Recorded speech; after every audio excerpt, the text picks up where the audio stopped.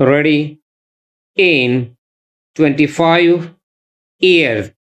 Pakistan is projected to become the world third most populous country, a figure highlighted at the Dawn Population Summit held earlier in December.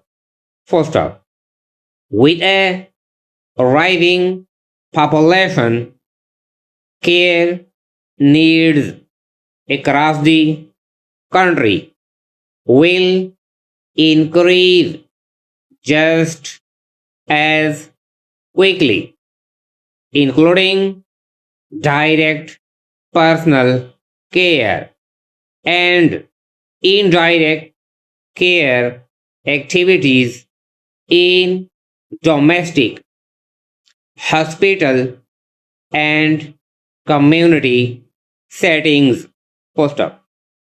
Despite being essential, care work continues to be treated as a responsibility that naturally belongs to women rather than as skilled labor that deserves dignity, protection, and policy attention. First up, recently, to mark the International Day of Care and support the International Labour Organization called for stronger recognition of care work and coordinated action to ensure decent work, social protection, and equality for all our care workers. Full stop. However, a darker truth must be addressed.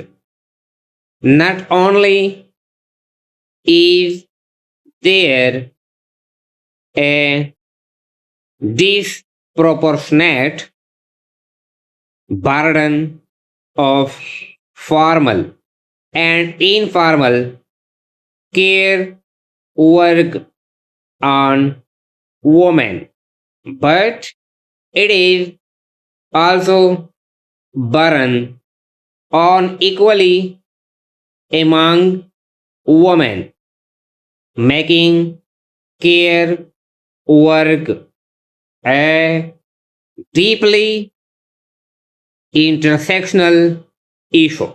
First off, if we are to understand care work, we must not look at gender in isolation but confront the intersecting inequalities that dictate whose labor counts and whose is quietly ignored. First off, in Pakistan, the experience of being a woman is never isolated. First off, for instance, woman's identity in care work is entangled with gender, class, and religion, producing an unequal burden for women in care work. First of all, the relationship of these intersectional factors determines who performs the most exhausting labor, trapped in time, poverty, and economic foster. Without confronting who carries the weight, we cannot hope to build a care economy that is just, inclusive, or decent. First up, looking closely at the research emerging from Pakistan, the intersectional nature of women role in care work is difficult to ignore. First off, the burden of care and low paid worker falls heaviest on women positioned at the margins of social power.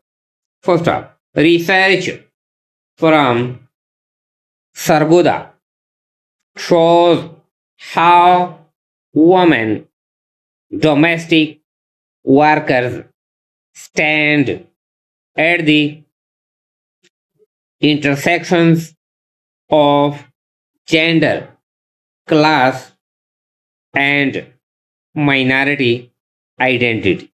First up,